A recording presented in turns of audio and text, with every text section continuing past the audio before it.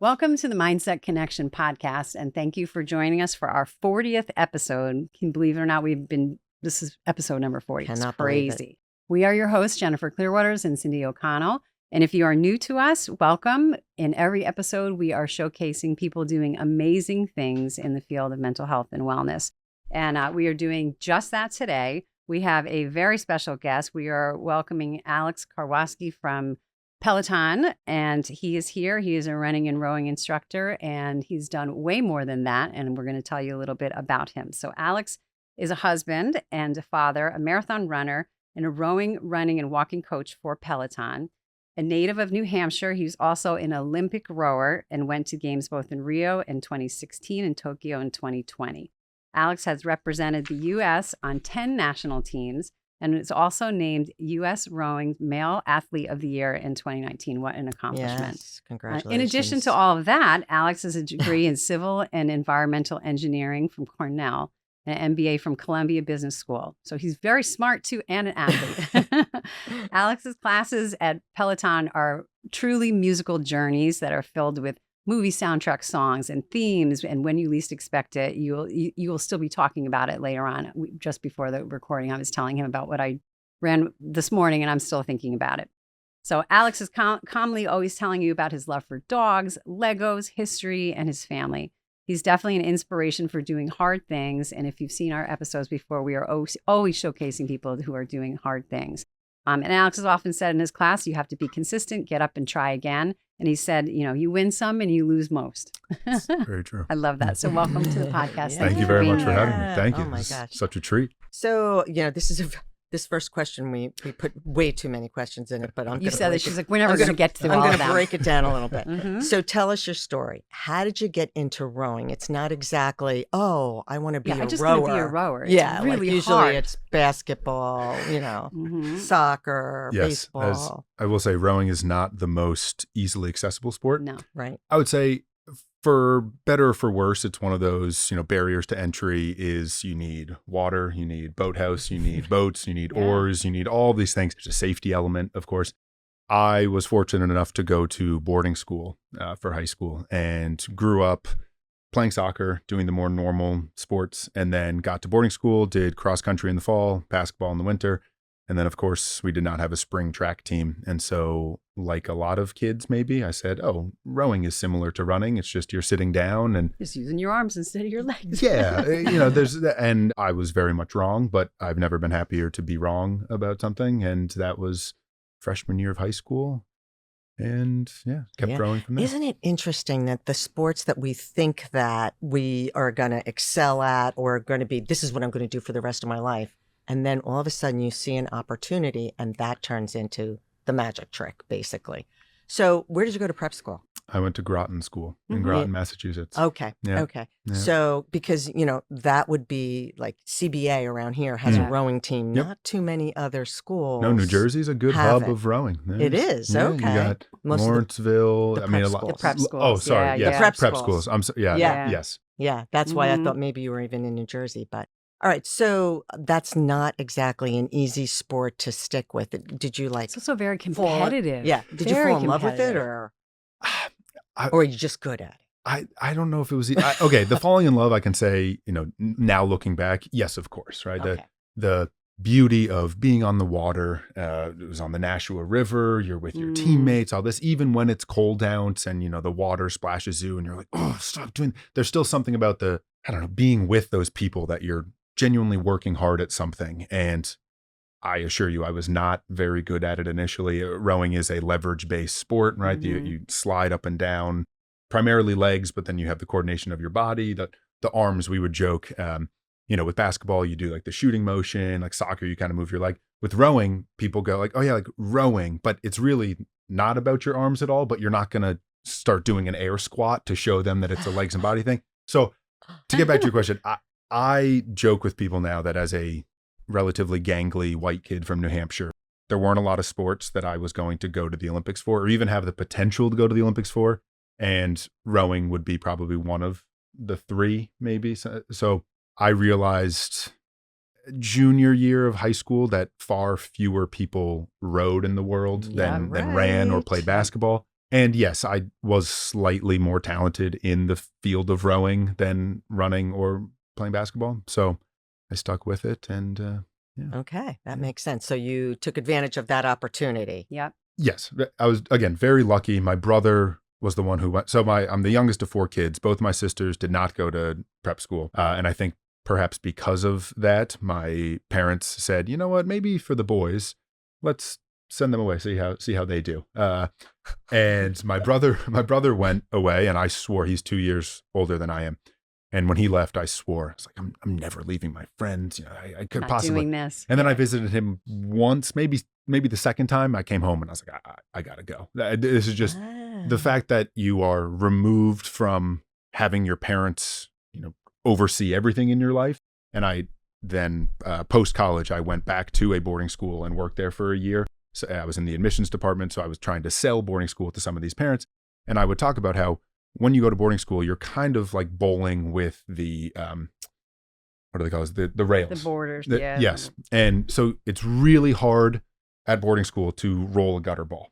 If you really want to try and get your ball over the, you know, with the bumpers up, you can, but it's really kind of, you have this guidance system in place. And so that's still high school. Yes. And so it's that one step removed from your parents having to oversee everything you do and the curfew and are you doing your homework and all that. And it kind of falls to multiple people at school paying attention to you instead of just, you know, your parents. And Exactly. And your parents may not even have the right idea. Right. Yeah. That was the other thing. Yeah. So, You know, it's the luck of the draw. So going along with that, what was your routine like and how much time did you actually spend training? Because obviously from what you just said, it's not just about rowing, you're lifting, you're running probably, swimming? Not so much. I wish I were better at We swimming. would but like you to yeah. be able to swim now, just in case. Just That is there's the a thing. life You skill. do need to have, yes, every skill. kid on the team has You to fall pass out a of the swim boat. test. Yeah. Exactly. Do not want to get in trouble there. Really started picking up the rowing training in college. I went to Trinity College my freshman year, Oh. and That's actually, where Mark went. Yeah. My It's a- husband. it's a great So you school. probably know the coach from CBA, Brennan Ford. I was there a long time ago. Yeah. He may be newer. He's a little older, maybe. Hmm. Yeah, interesting. But anyway, go ahead. The rowing world is small, Yeah, but yeah, I've yeah. been removed now Right. for some years. Trinity College freshman year, I actually went to cross country preseason. I still thought running would be a thing to explore. And then again, having the whole realization of like, oh, rowing is probably I'm better suited for that. Mhm. And then Trinity at the time did not have a 4-year undergrad engineering program. And so applied to transfer, got into Cornell and got there. And I went from feeling like I had a good grip on the routine, the schedule, the schoolwork, Yeah. the additional homework, and then the rowing work required there, you know, the practice in the morning, practice in the afternoon. Yeah, it's hard. The fun / kind of terrible thing about rowing is that while it's really only spring racing season, the one that counts, quote unquote, it's a year-round Yeah, you sport. train You all can't. year. Yeah. The off season is still very much doing the same thing, but perhaps you throw in some more cross training and all of that. But my love of early mornings, I joke, started very early on because that was the only way to fit in more. 4 a.m. Yeah. Yeah. 5 4 a.m. a.m. I mean, 5 a.m., 5 a.m. 5:30. 5 a.m. It depends on the time of year, but You Yeah. miss so much if you don't get up at 5 a.m. I joke with people now. I say anything you can get done before 8 a.m. just feels free. Yes. I know it's Yes. not the effort it takes, the time, but See, he's so on the same you- page Oh as us. my you show up gosh. to something at 8:15 and you've been up since 5:15 and you're like, oh, Yeah. okay, You what are put we in doing? a whole day. Well, yeah. It's wonderful. But Yeah, you know what? You okay. had to be disciplined. Yes, but part of discipline comes, I think, from initially having that motivation, right? But then you realize that motivation's fleeting. And so that determination and the discipline kind of has to fall in Mhm. because you want to be there for your teammates. You want to be able to continue to get better. And I think about rowing as this kind of ultimate steady, slow, 2 steps forward, 1 step back kind of progress where it's not going to be this all of a sudden, oh, I lifted a new PR and now I'm the best guy on the team. It's Yep. very much okay, how do you eat an elephant? 1 bite at a time, right? Yeah. It's just very slow. I'm not condoning eating any sort of animals here, but that mentality of you just show up, yes, and then be willing to do the work. And we had a coach that he had some controversial things that he would say to us at times during practice, but one of the things that I stand by to this day is the best ability is availability. So if you're not there, how are you going to do what That's you're right. trying to do? That's a good one. That's a good one. That's a good one. Yeah. So Yeah. how did you then decide? Because then you have all of your degrees and your MBA from Columbia. What did you actually feel like you were going to be doing when you finished? Like, what was your vision when we say like, oh, what do you want to be when you grow up?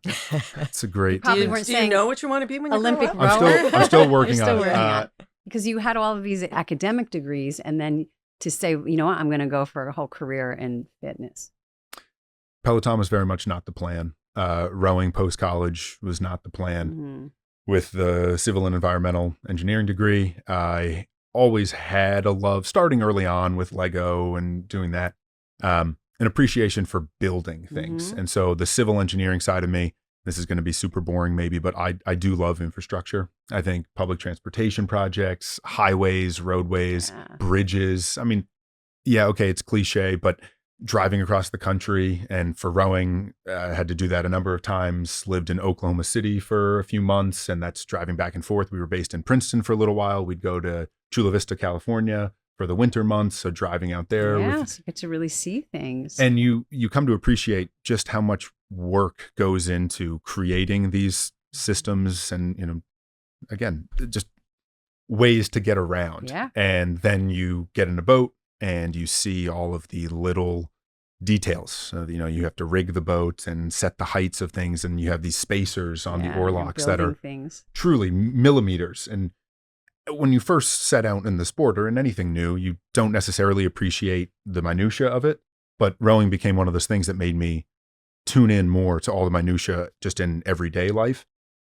Circling back to your question, what was I going to do? My whole thing was real estate development. I thought big projects, my dream job post MBA, actually during first year, second semester, I had an internship with a small design firm in New Mhm. York City and loved it. We were renovating apartments and setting up. Yes, some of it was less glamorous, DOB form work and that type of thing. But again, the appreciation for, okay, one client wanted to have one of the non-structural walls removed so that they could have a sliding door. Right. But of course, this door needed to be big enough and weigh enough that it still felt sturdy when it was closed. And so sourcing those parts to be able to find the right, just everything. And it was weeks of calling companies, doing all this. Mhm. And then Peloton reached out.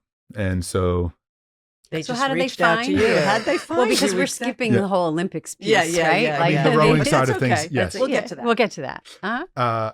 Peloton's initial reach out was a LinkedIn message. And I did not have a LinkedIn before I started business school. And that was the whole, coffee chats, connecting, Right, networking, friends of friends, right? You don't want to get a job from your best friend or from your family. You want to get it from a tangential, a friend of a friend who can Yes. vouch for, that. And I was on vacation with my then girlfriend, now wife, and I got a LinkedIn message. I was like, well, this is a scam, right? Mhm, Peloton of course, doesn't do Peloton's rowing. not calling me. Yeah. And she goes, well, just reply to it. I'm like, you're in business school, like you have this internship, you're doing and 4 months later and multiple interviews, it was very much not a scam. It was real. And I finished my second year of business school working full time for Peloton. Wow. So how Wow. old were you then? I was 31, almost 32. Okay, so it's just a few years ago. Yeah. Okay. Yeah. So what I noticed from what you're saying is you just have such an appreciation for life. Mhm. You do. No, You're you know, noticing you things just, that most people like don't. driving across country, somebody Yeah. else would be in the car just saying, when am I going to get there? Mhm. But you're noticing the bridges, noticing the infrastructure. I mean, it's just so, it just makes me happy to hear you talk about those things because it's so insightful. And that appreciation for life is what changes everything. And it's to be honest present with you. moment awareness. Like how many Yes. people don't even pay attention to what they're Exactly. doing as they go Exactly. through the day. And I think too that it has to do with the rowing. So it's like you're conscious of every single movement. Am I right? Yes, it's Mhm. It's full body. Like the smallest little. yes. First off, thank you. I do think there are so many wonderful things in today's current just everything climate. I think it's easy to get wrapped up in other issues Yes. and just blanket statement issues. I certainly go down those holes sometimes too. But when you do take the time to really focus in on something that means something to you that you care about, whether that's family, friends, or for me, sometimes it's a workout, right? Mhm. I tell people all the time in Peloton classes, and honestly, when I'm working out with friends, it's like, this is a big one. This is an important one. Like, focus in here. Other ones, that's not to say that every workout can't be important, but if you constantly are looking for things to just be great, like a spike and everything, it's like, I don't think you appreciate it as much. And so the peaks and the valleys, and yes, you want to be able to plateau, but noticing that even in a mundane thing such as driving across or driving anywhere, really, Yeah. Driving I mean, anywhere. you drive into New Jersey and then you pull up at a gas station and you don't have to get out of the car, right? Yeah, that's something that It's a difference. it's a Yeah, difference. it's And a difference. you notice these Mhm. things, and the rowing aspect of it, I think, comes back to, I was rarely in a small boat. So in rowing, you have sweep and sculling. Sweep is one person, one oar. So Mhm. I was a starboard, both hands on this one going this way. So I could never row a boat by myself. I always needed a partner. So at least a pair, Mhm. then a 4, and then the 8. And the 8 is the big boat. You have the 8 rowers and the coxswain. And you're trying to dial in to the point of everyone's moving perfectly in Yes, sync. together. And you watch world championships. I mean, you can watch collegiate, you can watch high school races, and you'll notice when someone's oar is just out of parallel, or when their blade doesn't square at the same time as Mhm. everyone else's. And I was notorious for late square. And that just means as you come out of the water at the finish, you feather the blade, right? Because aerodynamics coming back up. And because I was usually in the bow seat, I always thought of it as, well, the more time I can be on the feather, the more aerodynamic we're being, right? I'm this guy in the bow, so I don't want to cause any more drag than I already am as Right. breaking through the wind. Coaches didn't see it as such. They just wanted me to square in time and do that. But you notice all these little tiny things that even the slight imbalance, and the boat will wiggle a little Yeah, bit. And as yeah. it wiggles, that what happens in 3 strokes is probably a byproduct of something that happened 6 strokes ago. And it kind of Mhm. feeling that out definitely makes me try and notice things more and appreciate what goes into, okay, in a week, what do I have coming up? It's not the day before, it's not even 2 days before, it's the week before, prepping for lining that up. Right. No, I love that. Right. Yeah. So fun. So then what is it like working at Peloton? People probably want to know. Yeah. It's wonderful. I again, was not the plan, but I've rarely been more happy to not follow my plan to a T. Exactly. Yes. And it's a good pivot. yeah, as a number of my former teammates, former coaches have reminded me week after year that I've now been doing this. They go, you've somehow swindled a way for rowing to continue to be a part of your life. Yeah. And get paid to And get do it. paid to do Yeah, it. and get paid to do it. And teach it to other people. And you mentioned, and again, thank you for taking my classes, because some of my themes and talking points are definitely weird. And I say that not as a negative connotation, it's weird, but just weird. I don't like to hone in on, all right, this is the workout. You're going to feel like crap. It's like, what if I distract you just enough Mhm. to get you to maybe stop thinking about the workout for a few minutes, so that then when we do focus back in, you can click back on and go, oh, got it. Okay. But they're exciting. Like there was even one that you started with the Jurassic Park theme, Mm. and it was like, okay, what are we doing here? Yeah, Like yeah. that was like the beginning. But it's fun because you know when they're themed, like, is that something that they kind of teach you to do, or is that your just style of like, I'm gonna just make all the classes kind of themed with something? Because sometimes it's just a word. Like the one I did today was all about prayer. Yeah. And so Not religion. not That was religion. mentioned. No, Sorry. not religion. But it was, Yeah. you Let's know, preface but that. usually it's a word, or you Mhm. figure out even sometimes halfway through, oh, this is what the theme is. What are we doing? Yeah. They very much did not teach me to do that. They sometimes I've been told to maybe scale back a little bit, and I've tried at times, but again, I go back to this idea that the amount of energy, focus, attention that Peloton members are putting into their workout, Mhm.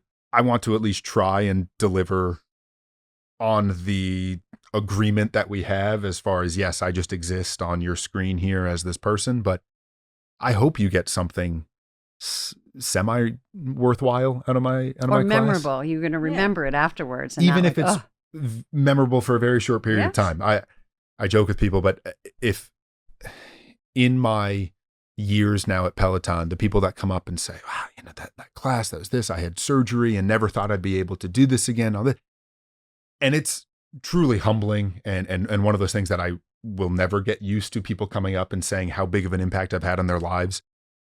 And I don't know them, right? It's right. this parasocial relationship and all that. I don't ever want to take it for granted, but it's hard sometimes going into classes. I mean, even this morning, I'm like, okay, this is a 30-minute. We've done the same structure now. We're in the middle of this live cross-training plan. And how do you keep it fresh? How do you not let it get stale? Because you don't know which one of these classes is going to be the one that is memorable, that is marking a significant moment in someone's life. Yeah. And so trying to, not overplay the John Williams, Jurassic Park overture, but use it just enough so that it does become something that's like, oh yeah, that, and you come back to it. Yeah. So I think too that from what you're saying is like you recognize, as any good teacher does, that you have to connect with your audience, your With your students, yes. You just do. So that's your way of connecting. So you can't, and that's the, like, you're either, we kind of joke about it. You're either an instructor or you're a teacher. An instructor just like gets up there and says, okay, we're going to do this today, blah, blah, blah,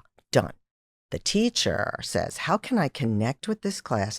How can I make you want to go to the next level? Yeah. And that's what you're doing. That's what you're doing. And you're doing that with people, this isn't like public school classroom, just say Right. where your kids, you don't know any of these people.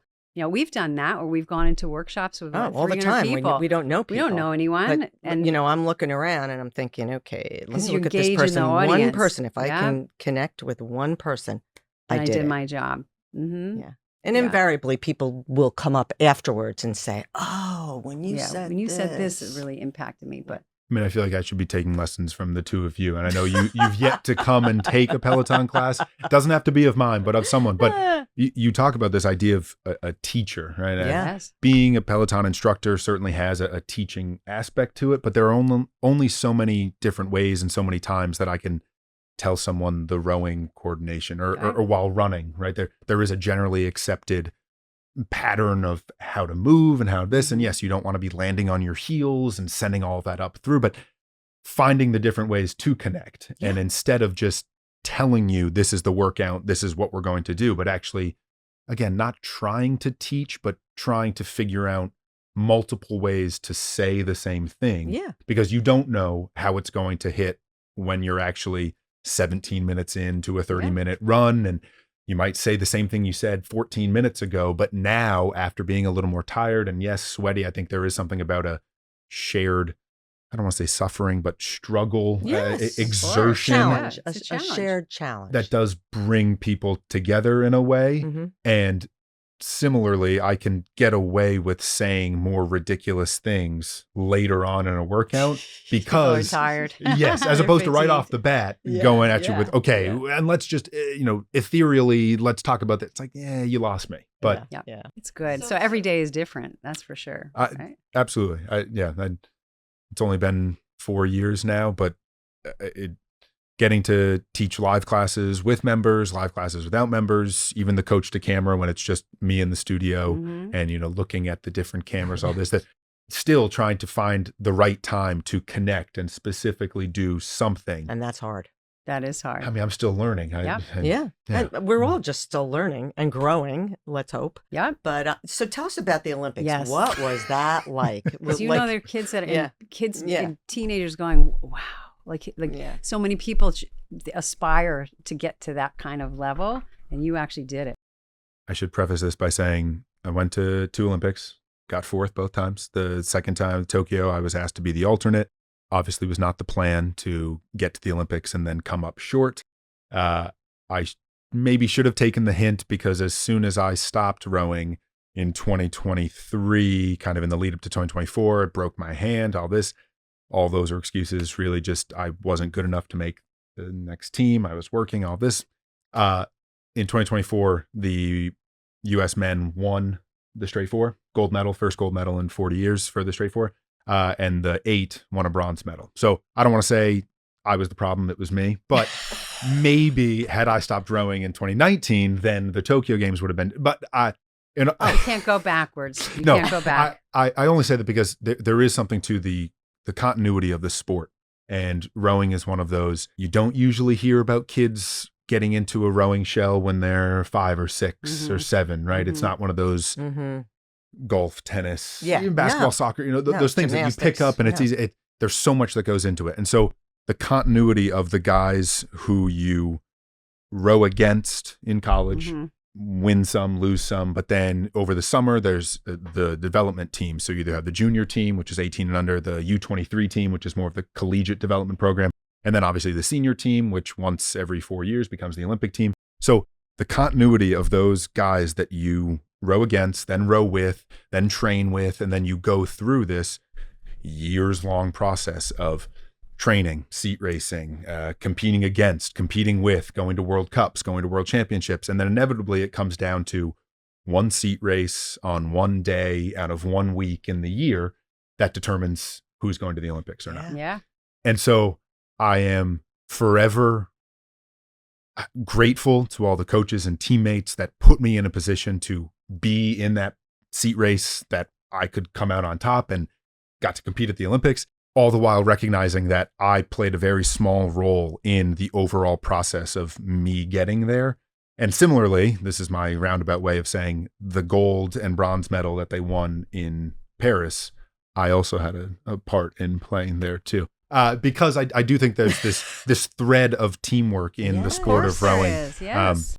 Of course, to all the guys who won those medals, I take zero credit for any of your work. That is not, but just the true, you see some of the posters that people have and, the cat hanging on saying, hang in there and all that. But a common one for rowing is you see the sun rising with the fog coming off the water and it says, people are in the boat. Yes. And it looks beautiful. And it says teamwork. Yes. And for that brief moment where the team is named and you're wearing your, Olympic gear or whatever it is, and for us, we don't go to the opening ceremonies because we're a first week of the 2 weeks, so we don't do that, but we go to closing. There is that sense of yes, teamwork.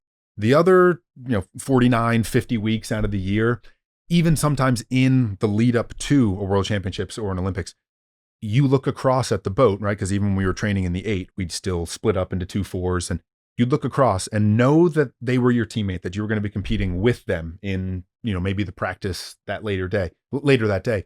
But in that moment, you're like, I really dislike that guy. Like, I want to do nothing else than beat him. Right? Beat him now. Yeah. And so that whole poster concept of teamwork, you're like, yeah, is it though? But it is. And getting to compete, represent the United States and all that. And no, it's not military service. There are a number of other, I'd say, commendable jobs and things that people do as far as representing the United States globally. But there is something to looking down and seeing, the flag on your chest or on the guy in front of you and just going, all right, this is a big deal. This is pretty cool. Yeah. This is cool. And it means a lot. It does mean Wonderful. a lot. It does mean a lot. It does mean a lot. Yes. It's good. Yeah. And you worked hard to get there. You did work hard it's to not, get there. No one handed it to you. Literally, No. you started working at 14. Yeah. And how old were you when you were in the Olympics? 25. Yeah. Yeah. So, that's a long time. Yeah. So, But it was fun. How do you handle all the pressure of that, especially now, since you're everywhere and people see you and probably people recognize you on the street? And do they recognize you on the street? It's are happened. you still incognito or not really? I would say mostly incognito. Okay. It's happened exactly 4 times in New York. And each time my wife has been with me and she starts laughing.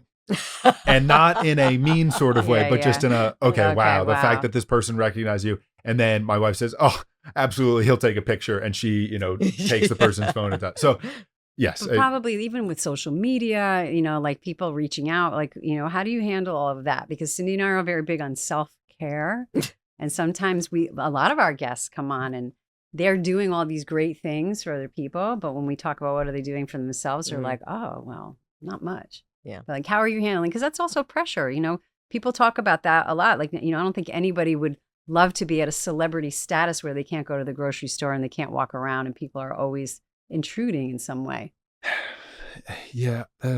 I'm terrible at social media. I should just say I'm good for you. Yeah. We hate it which too. has become the newer response Yeah. from people, but I do think, I know generally speaking, people will say the internet is a terrible place and all those things. And I've found that perhaps this is just the Peloton side of it, but the notes and messages I get from members, yes, there have been a handful that are like, that was a terrible class. Like I did not like what you said, and I appreciate it, right? But you know, you're gonna get that. Absolutely, You're absolutely. gonna get that, no matter what industry you're in. If I created things that everyone liked, I would think that they'd have to be pretty blasé and bland. And that's not to say that I ever intentionally try to do something that is going to provoke or, but way more are the messages that are just wonderful. And even people that will say, you know, I was pretty resistant to taking your classes at first because you look a certain way and don't come across as kind of being inviting and all that.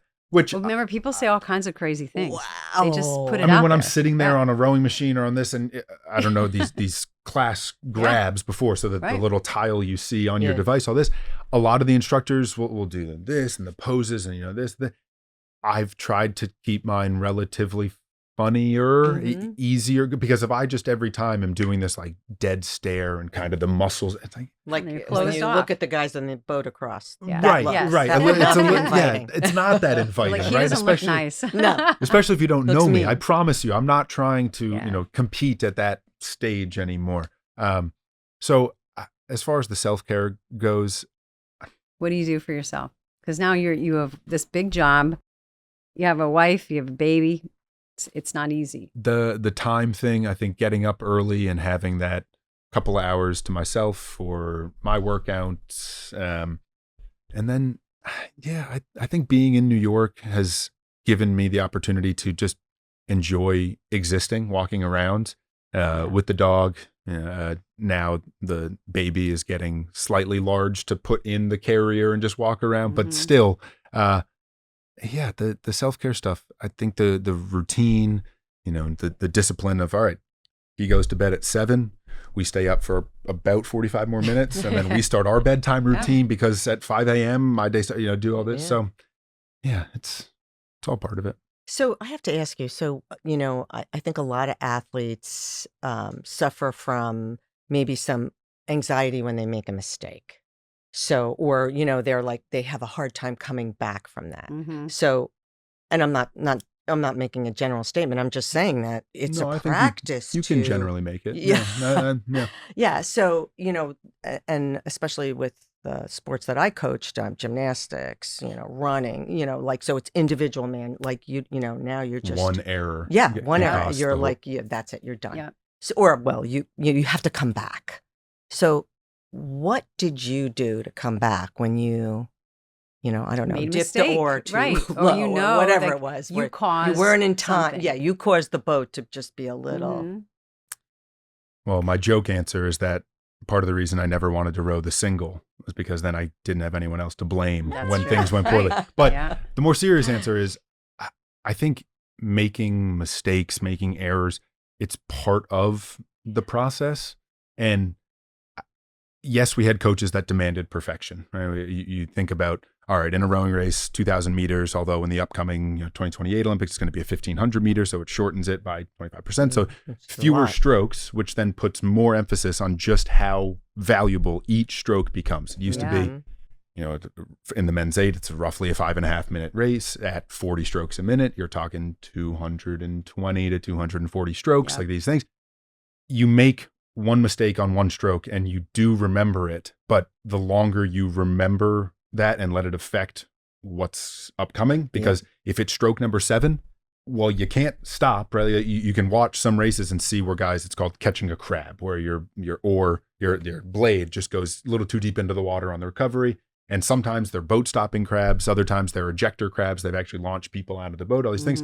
Fortunately, I won't knock on wood, but fortunately I never caught a boat stopping crab in a race until that. Good for you. Well, again, good teammates, right? You balance, you practice to the point where you can eliminate as many of those types of mistakes that may arise, full well accepting that you are going to make them and appreciating that the amount of practice and all that discipline that goes into, okay, this is why we take millions of strokes throughout the course of the year so that these 240 can be as perfect as we can get. Knowing that we made countless of terrible strokes in practice to kind of get them out of but because that's what we work on with a lot of the high level athletes that we both see, is that they they get in a rut. Something happens, they don't do well, or even whether it's a team sport or individual, and they can't get it. They just can't get out of it. So it's hard to work on getting them to process and then leave it and move on. I'm also, I guess, biased that being in a team sport provides you with that forever, I don't want to say the compatibility, but even if there are teammates that you don't like and they don't like you, when you're training with them, you are a team. You're a team. You rely on You're them, a family. and you and you know need they that. rely on you. Yep. Regardless of your like individual Yeah. compatibility, when Right. you're in that boat with them, and I won't name names, but there were guys that definitely didn't like me, didn't like my attitude towards certain things, didn't like how I handled certain situations. But once you're in the boat, strapped in with your feet, hands on, like you have to put that aside for the Yeah. greater good. Yeah. Even The if greater you know good. once you get back to the dock and take your oar out, and this has happened, you set your oar down on the dock and you go right up to that guy and you're like, you have it out with him, Yeah. right? That's part of being on the team. Right. And again, when they've made a mistake, all that, it's like, is that where you're going to go in on them and say, you really did that? And like you cost it. It's like, is that going to be good for the long term? And even in the Olympic final where, I mean, you want to talk, that was coming up on 10 years ago. I don't remember every stroke to, I could make it up and say, oh yes, when Germany pulled ahead and Great Britain was already, just down of view and all this. It's like, no, I remember the feeling of crossing the 1,000 and going, well, we're probably not going to medal. And I was in 3-seat, which for rowing people, 3-seat of the 8 is not really considered a super important seat. You're not, and I can say that because I was there. You're not in the stern pair, which is setting the rhythm. You're not in the bow pair because that's what's kind of setting the boat a little bit more. You're in the engine room. So you need to be perfectly in sync, well timed and all that, but also providing tremendous amounts of power connected to the water, all that. The rhythm was off coming through the 1,000. Right? You can could feel it, of course, right? I mean, you can feel it in race. You can feel it in a lot of things. And I could tell the rhythm was off.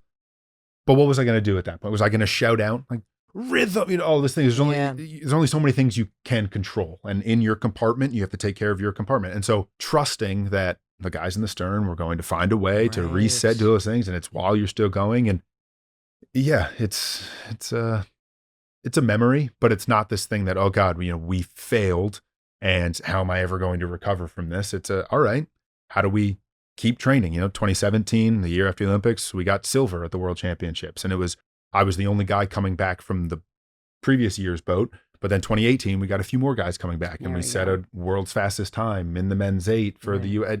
So and then 2019, you get an award. Yes, well, you had an award. Yes, that was, again, I think, credit to my teammates. There may have been some collusion there. The voting system for the team awards. So you're saying it was rigged? It was rigged. I did So not you're do really any not of the supposed to do rigging. it? But when 20 people are voting for male athlete of the year and 2 of your teammates convince 14 of them that they should vote for me, I don't.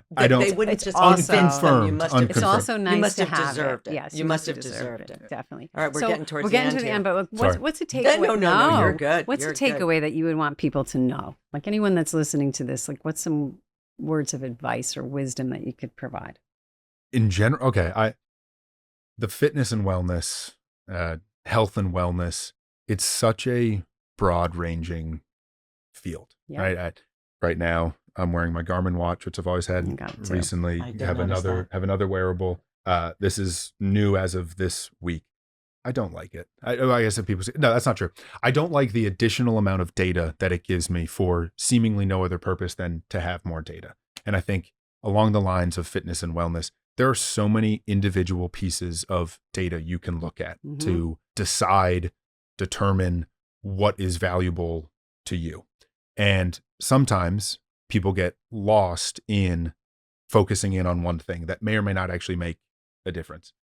And so my one piece of advice would be try, and especially if you're starting out, right? And you think about the routine, you think about the hours that go into training for anything where you're not forced to do it, because after the age of 18, 20, you're not forced to do too many things in life. But when it comes to health and wellness, don't get bogged down by any one piece of data, of, fitness influencer kind of pushing something on you.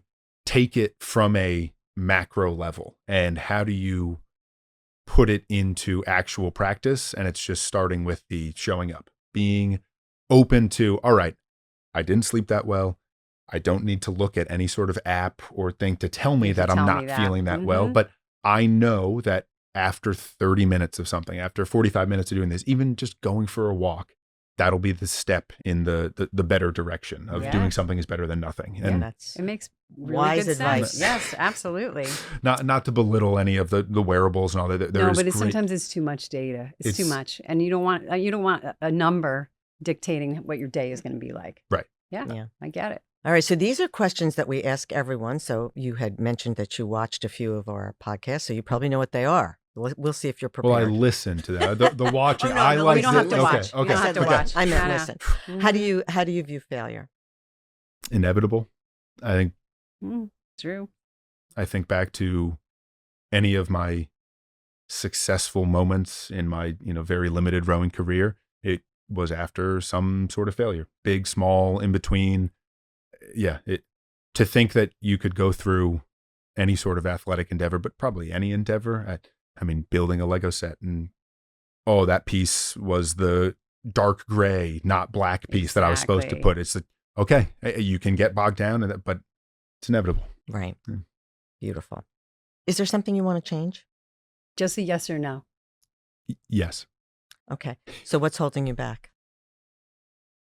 I mean, my own probably insecurities as far as being willing to take the first step to making the change, not knowing if it's going to be the right direction. I think it was Churchill maybe, who said, when faced with a decision, the best thing to do is the right thing. The next best thing is anything. The worst thing is nothing. And I've probably been doing nothing for too long when it comes to a few specific changes. Obviously You're after gonna this podcast, you're gonna go out there and you're take like a the step, next huh? question. At least do something. Yes. So what's one thing you can do to move yourself forward towards this change that you have been doing nothing about? Just remember, small steps. For me, it's been, and truly in the last week and a half, committing to other people that I'm making the change and they're involved in that step. So now bringing them in.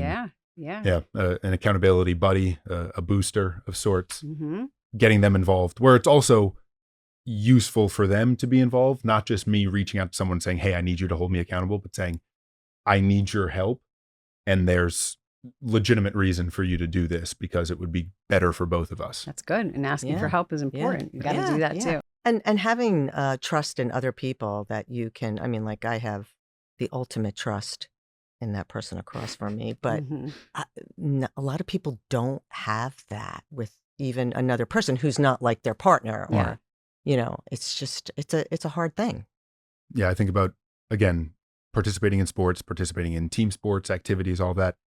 You have this built-in community of people. That's right. And you show up and, again, guys on the team that you love, guys on the team that you love less, I will say, they're still part of your team. That's right. And the easiest way to get someone to join your team later on in life when you don't have a, practice time and all that is to reach out to them and say, hey, I'd like to do this with you. Or I'm reaching out to you for help, genuinely asking you a question. Right. Yeah.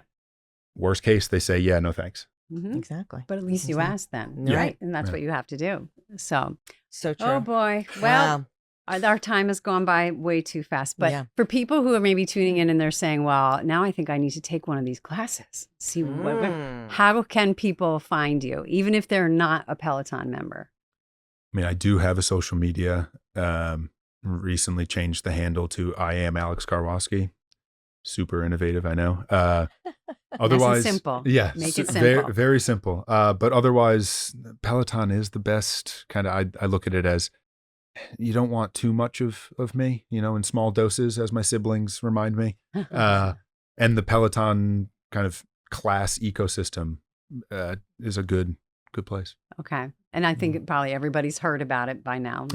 Most people know what Peloton is. So, Right. so wonderful. So thank you so much for sharing you your both. time here and Thank you. driving here and being here with us Yeah, in he had to person. rent a My pleasure. car. Rent and a it was the whole car, nine and you yards. can't But he even enjoyed the stay. ride. Enjoyed Yes. it. Just- Appreciated the And now I really the understand miles. why you enjoyed the ride.